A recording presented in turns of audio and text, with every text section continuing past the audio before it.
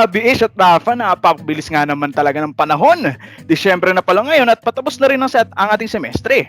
Napakalamig pa ng klima kung kaya't parang masarap yata pumunta ng Baguio ngayon. Oo nga napapalapit na ang Pasko at napapalapit na din talaga ang pagtatapos ng semestreng ito. Naaalala ko nga parang kailan lang nagko-contemplate pa ako kung mag-e-enroll ba ako ngayong taon. Alam mo, ako nga rin eh. Yung setup kasi natin ngayon nakakapagod. Na naman sigurong tatanggi dyan.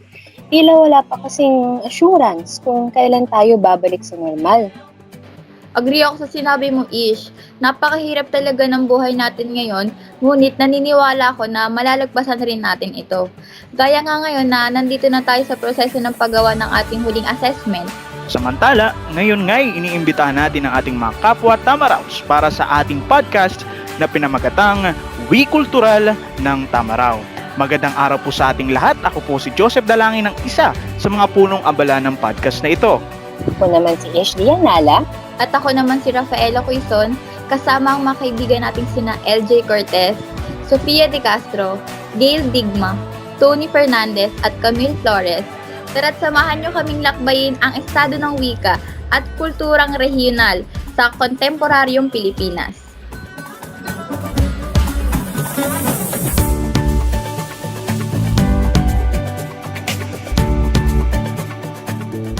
Kung alala natin noong kailan nga yun? 2 weeks ago, di ba? Oo, tama. Nagsagawa tayo ng panayam kasama si Ginoong Marcos Flores at masasabi natin na marami tayong natutunan, ano? Tulad ng kung paano nila isinasagawa ang kanilang tradisyon ng posisyon sa Bacolod at kung paano ito naging bahagi ng kanilang kultura. Oo, Ish, napaka-produktibo ng ating panayam sa kanya. Napaka-informatibo at tiyak na naibahagi niya yung mga practices na ginagawa ng mga taga-Bacolor tuwing sasapit ang Semana Santa. Natutunan rin natin yung dulot ng mga ito sa pagkakaroon ng iisang ethnic identity ng kanilang komunidad sa Bacolor. Kapansin-pansin rin ang mga mitikuloso nilang pagprepreserba sa kanilang cultural heritage dahil nagawa pa rin nilang maisabuhay ang mga tradisyong Kastila tulad ng pag-awit ng Latina musika gaya ng halimbawa ni Ginoong Flores na Sabat Mater. Nakakamangha nga ito dahil sa kabila ng pagsubok ng makabagong panahon sa ating kultura, patuloy pa rin ang binubuhay ng mga tao ang mga practices na ito. Maraming salamat sa inyong mga sentimiento, Rafa at Ish. Ngayon, tumungo naman tayo sa talakayan ng ating podcast ngayong araw.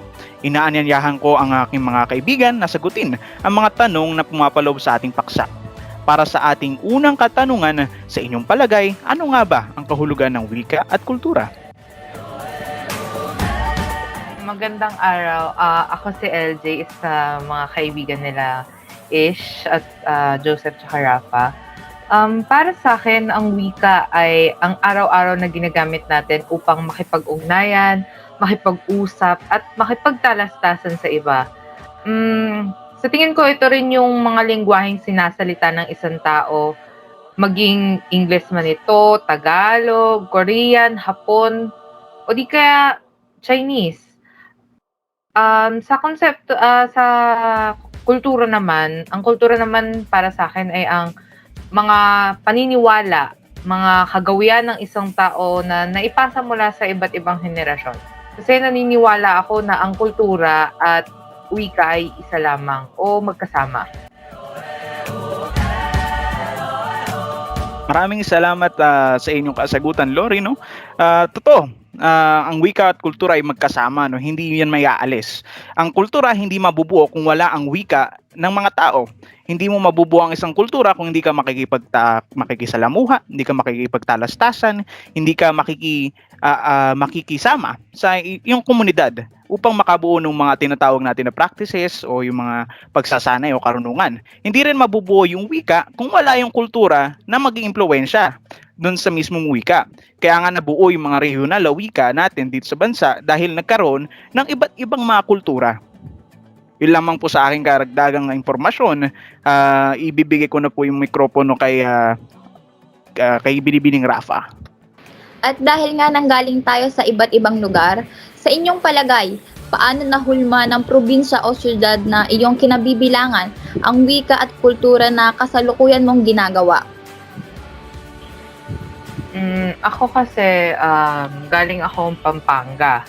So, kami, ang lengguwahe na binibigkas o kaya sinasalita ng mga magulang ko dito sa bahay, Kapampangan. So, araw-araw naririnig ko sila puro Kapampangan. Malapit din kami sa mga pinsan ko, mga tita ko, mga tito ko. Magkakasama kaming lahat. At sa tingin ko, sa tanong mo, Rafa, dahil nakagawian na namin o kaya noon pa man, yun ang sinasalita ng mga magulang ko. Yun na rin yung parang lagi kong ini-expect or kaya yung nasasalita ko paminsan. So, in terms naman sa mga kagawian namin, kasi sa Pampanga, madalas kaming kumain ng kakanin. Yan, mga kakanin, mga biko. Ano pa ba? Biko, ayun. Tapos yung sisig, di ba? Alam niyo ba yung sisig? Sinasabi daw na, Oo, sarap nun. di ba? Sabi, sikat daw yun sa Pampanga. So, ayun, isa sa mga practices na, or I mean, mga kinagawian naming makikita sa pang-araw-araw namin na dahil sa kulturang yun, o kaya sa kagawian na yun, yun na yung parang pinapractice o kaya anong tawag doon? Yun, yung lagi namin pinapractice sa pang-araw-araw. Ayun. Para sa karagdagan tanong, sa tingin mo ba may nagbago sa kung paano ka makisalamuha o di kaya mga values na patuloy mong ipinapakita sa ibang tao dahil sa kultura na ito sa Pampanga? For me, para sa akin, hindi naman ganun kasi siya nagbago. Kasi, ang ko kasi, ang nakikita ko lang naman na lagi namin ginagawa talaga is more on about sa pagkain talaga. Or kaya yung, yun lang talaga pinaka, So, feeling ko, hindi talaga nagbago yun. May mga dito din sa bahay, kahit wala kami sa Pampanga, nasa Manila kami ngayon, dito din sa bahay, nagluluto yung tatay ko ng mga Kapampangan na dishes. So, tingin ko hindi nagbago yun. Para sa'yo naman, Sofia, ano ang masasabi mo? Para sa akin, mula sa aking pinanggalingan na probinsya ng Batangas, marami kaming kultura. At gaya ng karamihan, meron din kaming ipinagmamalaking wika o lengguwahe. Ito ay purong Tagalog, ngunit ito ay naiiba sa paraan ng pagbigkas ng salita. Dahil ang mga Batanggenyo at Batanggenya, ang paraan ng kanilang pagbigkas sa mga salita ay matitigas at mayroong diin. Halimbawa na lamang nito ay, ano ga? Tapos, ala eh! So, bukod pa doon, may mga salitang iba ang ibig sabihin. Katulad na lamang ng karipas. Ibig sabihin noon sa ibang lugar ay mabilis. Dambag na ang kahulugan ay lukso. Kahit ganito ang lengguwahe sa Batangas, may pagkakatulad pa rin ito at ito'y lubos na naiintindihan at nagagamit sa pakikipagtalastasan sa iba. Nung ako naman ay nagpuntang Maynila, noong unay ako'y naninibago sa kultura at tono ng pananalita ng mga tao rito. Ngunit kinalaunay, ako'y unti-unting nasanay. Alam naman natin na ang Maynila ang sentro ng Pilipinas, di ba? Tama. Kaya naman, hindi maikakaila na iba't ibang tao na mayroong iba't ibang kultura ang makikilala. Bukod pa dito, may mga ipinagmamalaki rin silang mga produkto gaya ng pagkain at mga pangmasang kasuotan. Alam nyo ba, marami rin ang nakikitang pagkakatulad ng Maynila at ng aking probinsya, gaya na lamang ng pagiging magalang, na isang katangian ng mga Pilipino kahit noon pa man. At sa aking palagay, pamamagitan nito ng nagkakaroon na ng respeto ang bawat isa bilang baguhan at gayon na rin sa mga taong nakikipagsapalaran sa lugar na Maynila. Marami mang matatayog na istruktura ang matatagpuan, Ang mahalaga ay naipapakita pa rin ng bawat individual ang pagkakaisa at pagmamalasakit sa kapwa. Para sa akin, bilang realisasyon, sa aking palagay ay nag-adjust o nabago ang aking pagtingin sa mga bagay-bagay dahil nga ako ay galing sa probinsya ng Batangas at nalagi at nananatili sa Maynila. Ang aking nakagis ng kultura at kung paano ako magsalita ay iba. Dahil nga may pagkakaiba talaga ang probinsya sa lungsod, mas lalawak ang aking kaalaman patungkol sa wika at kultura ng mga taong aking nakakasalamuha sa ngayon. Karagdagan pa dito, malalaman ko rin ang pagkakaiba't iba ng bawat isa. Ayun lamang, salamat sa napakaganda mong katanungan. Salamat din sa iyong pagbabahagi. Dahil sa mga sinabi mo, parang dinala mo na rin kami sa wika at kultura na iyong naranasan nung bata ka pa lamang. Ano namang masasabi mo dito, Ish? Nung palipat-lipat kasi kami dito sa Maynila, tapos pupunta kami ng babalik dun sa probinsya, sa Aklan. So, nung bata ko, parang wala akong masyadong maalala na mga memorya na talagang may ibabalik ko hanggang ngayon ng paglaki ko. Ano lang, tulad nung, kailan ba yun, nung 7 years old yata ako, sumali ako ng ati-atihan. Pero yun ang naalala ko kaya masaya na napaparinggan ko yung mga naibabahagi nung ating mga kaklase, tungkol sa wika at kultura nila. Alam mo, dagdag ko lang din sa sinabi ni Ish, pati yung sa kay Lori at saka yung kay Sofia, Nakita dito natin, may kita kung gaano kayaman talaga yung kultura natin, Sobrang yaman, sobrang yaman. Hindi lang talaga natin nabibigyan ng attention, hindi natin napagtutuunan ng pansin kasi nga kumbaga parang nahuhuli na tayo. Hindi na tayo bumabalik sa ating pinanggalingan, hindi na natin nire-recall yung ating cultural identity. Sobrang yaman. Yung doon pa nga lang sa sinabi ni Sofia, yung pagbigkas ng mga salitang Batanggenyo. Yung palang napaka-sophisticado nung pagkakaroon ng diin sa bawat sa bawat pronunciation na tinatawag. Doon din sa sinabi ni Lori kung saan yung pagluto, yung kultura ng pagluluto. Kilalang Pampanga diyan. Lalo na pag tinanong, saan dito yung may yung kainan na may parang kumbaga nagluluto Kapampangan, Sobrang kilala ang Kapampangan sa mga ganyang klase ng kultura o tradisyon. Yun, doon talaga natin makita bilang Pilipino, kahit na iba't iba yung kultura pinanggalingan natin, parang mag-iisa tayo as long as we recall, we go back to our origins. Hindi tayo magiging bukluran, kumbaga iisang bukluran tayo. Ngayon, so samantala naman, maraming salamat sa sa inyong sentimiento, Lori, Ish at saka Sofia, Samantala, tumungo naman tayo dun sa susunod nating tanong. Dahil sa nabanggit na namin nila Ish at ni Rafa yung ilan sa mga natutunan namin noong nakapanayam natin si Ginoong Flores o si Ginoong Marcos Flores, sa inyong pagkakaalala o recollection, ano yung pinaka-tumatak sa inyo sa ating interview o panayam? At may mga punto ba si Ginoong Flores na gusto niyong tutulan o may kaibahan sa inyong pananaw? Ang pinakatumatak. Sige, kahit sino sa inyo mauna. Sige, Tony, ikaw muna. Sorry. Hello, Okay. Hi Joseph, hi Ish, and hello Rafa. Yung pinaka-tumatak sa akin ay yung kwento na ibinahagi ni Ginoong Flores tungkol sa mga taong naglalakad ng nakapaa tuwing kapag procession o yung tinatawag niya ng mga pasos, gano'n. Sila yung mga tao daw na nagbibitbit ng mga bagay na sumisimbolo sa kamatayan ni Jesus. Siguro naagon ng mensahe nito yung aking attention kasi 'di ba yung dahilan sa likod ng pagpapaan nila ay dahil may sinisimbolo silang pangyayari mula sa Biblia. Tapos itong yung pamamaraan daw na yon is parang sumisimbolo bilang pagsasakripisyo or pakikisa nila sa sakripisyo ni Jesus.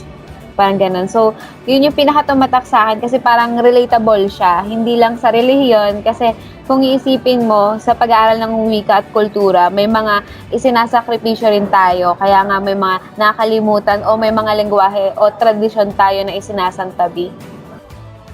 Para naman sa iyo, Chris, ano naman yung inyong pananaw, no?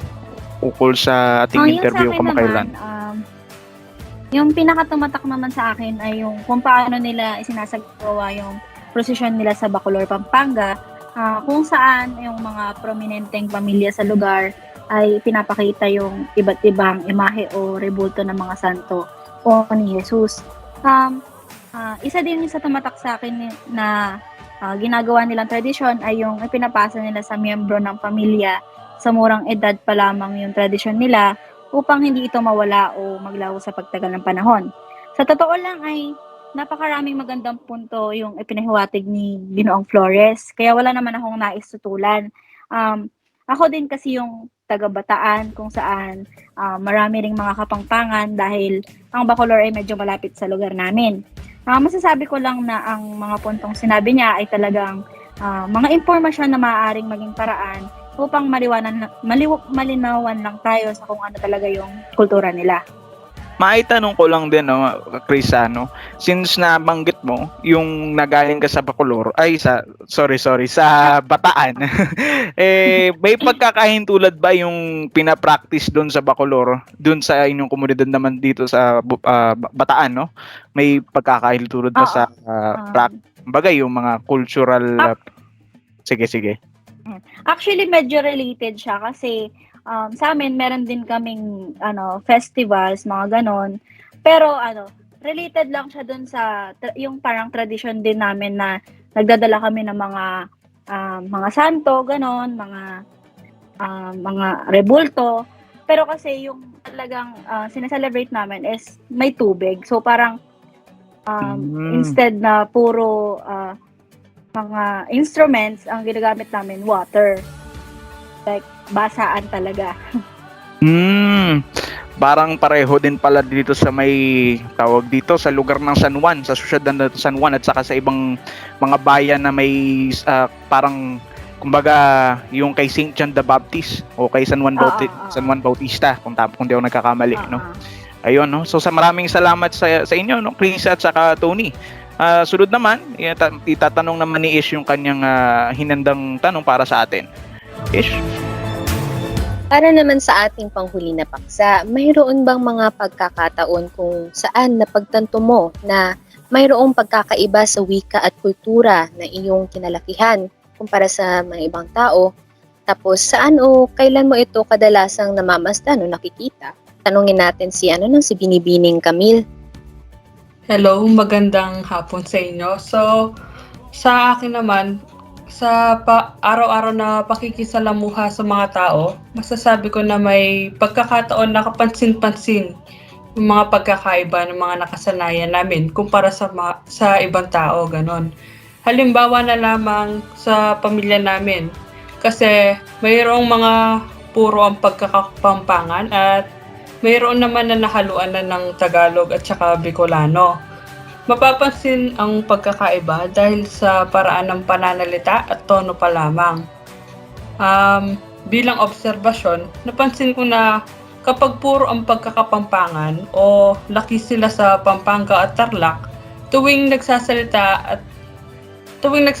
yung tono nila may pagkamatigas, ganon. Lalo na kapag Pilipino yung sinasalita, tapos nahahalata na hindi yun yung unang language or wika na ituro sa amin, ganon.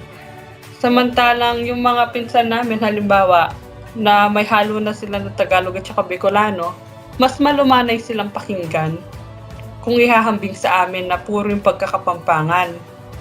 Naalala ko nga nung minsan, nung bumisita sila, tapos nagulat sila nung narinig nila nag-uusap yung mga magulang namin kasi akala nila nag-aaway sila kasi nga nagsisigaw.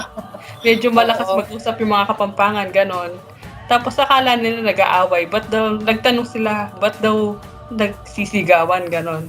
Tapos doon, na-realize ko na may pagkakaiba pa rin talaga yung mga way ng pagsasalita. Sa aspetong pangkultural naman, masasabi ko na kapansin-pansin ang pagkakaiba sa pagkain. Gaya na lamang sa mga pangsangkap na ginagamit. Yung mga gata, anis, yung mga ganon. Parang hindi ginagamit kadalasan ng mga kapampangan yun sa pagluluto. Tapos, may mga terms din sila na ginagamit na hindi namin masyadong alam. Kaya, sa pagdating naman sa mga paniniwala, medyo naninibago kami kasi parang iba rin yung sa kanila sa amin. Though parang may pagkakaparehas, pero nakakapanibago kapag hindi mo nakasanayan. Pero sa kabila ng mga pagkakaiba na yon, may mga pagkakaparehas pa rin naman, gaya na lamang ng mga pagmamano sa mga nakatatanda. Ganda, no? Makikita talaga natin kung may pag nanggaling ka sa probinsya o di kaya sa ibang parte ng Pilipinas, talagang merong kaiba, may pinagkakaiba. Kung maaring magbahagi din ako, no? Nung lumipat kasi ako dito sa Maynila, nung 11 years old ako, syempre may culture shock.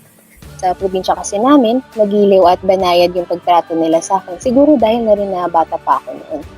Pero pagdating dito sa Maynila, nandibago ako sa kung paano magsalita ang aking mga kaklase at kung ano ang pagtrato nila sa isa't isa.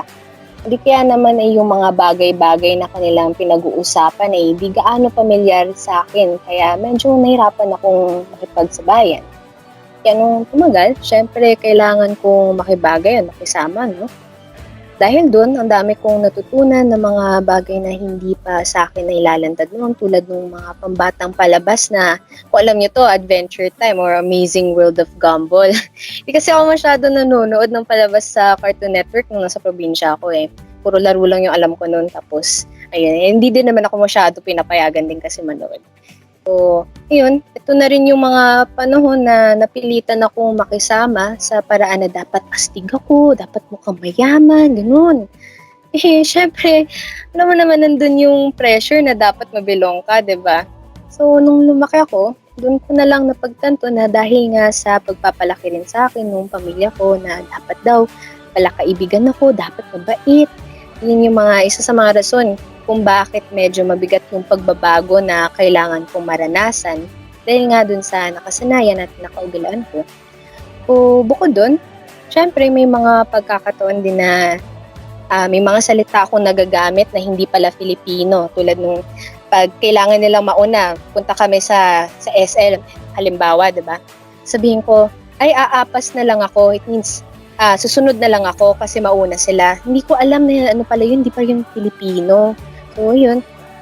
Tapos noon din, hindi rin ako gaano hasa sa wikang Ingles, kaya may mga grammatical errors na hindi ko napapansin, syempre. Tapos, harap-harapan pa akong tinama nung kaklase ko, kaya medyo napahiya ako noon.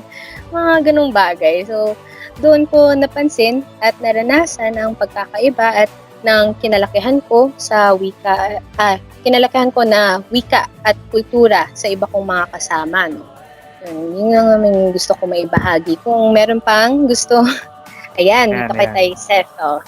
Yun, so nakita naman din natin, no, dadagdag ko na lang din, kung kaano kahalaga yung tinatawag nating cultural literacy and cultural sensitivity. Kasi dahil nagkakaroon nga ng culture shock na tinatawag, hindi kasi tayo pamilyar doon sa parang pupuntahan nating komunidad o lugar. Kaya minsan, kunwari ako, galing ako ng tubong Waray o bali tubong Samar.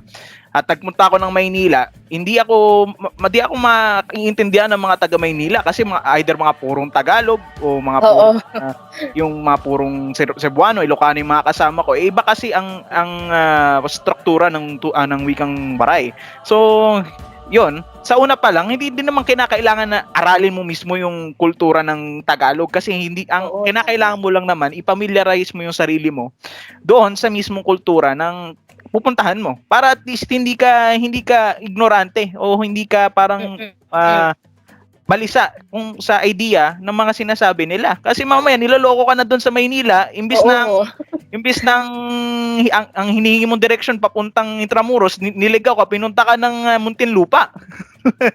So, yun, kahit may mga common words lang, dahil kahit doon lang tayo mag-umpisa sa common words, magandang umaga po, magandang yung pagbati, yung mga ganong klase ng salita, sa mga ganong klase lang na ng mga mga gesture ng pag-alam ng kultura, hindi tayo magiging ignorante doon sa natin sa ating pupuntahan. Hindi, kumbaga meron tayong cultural literacy kahit kakaunti lamang. Pagdating naman doon sa cultural sensitivity, yun nga yung kung paano magsalita yung mga Kapampangan, dapat alam din natin na hindi kumbaga normal lang sa kanila kasi ganoon nga naman talaga yung pananalita nila. Alangan nang baguhin mo yung mismong kultura nila, hindi inaano ka niyan. Bastos naman yun pag ganun. Oo, kaya dapat alam natin, yun yung dapat i-advocate natin as new generation kumbaga ng mga Pilipino. I-advocate natin yung movement ng pagpapalakas ng ating kultural na identity o kakanyahan, no? Ayun lang yung para sa aking sentimento, no? Maraming salamat, Seth, at napakaganda ng iyong binahagi, no? At dyan nagtatapos ang ating podcast ukol sa estado ng wika at kultura sa kontemporaryong panahon. Naway natuto ko sa mga pahayag o mga punto na naibahagi ng aking mga kasama upang inyong maitaguyod ng matagumpay ang wika at kultura ng inyong komunidad. Mag-subscribe lamang sa channel na ito upang maging updated sa mga bagong podcast na gagawin ng aming grupo. Sa ngalan ng aking mga kasama sa podcast, ako muli si Ishti Anala. Maraming salamat sa pakikinig at paalam.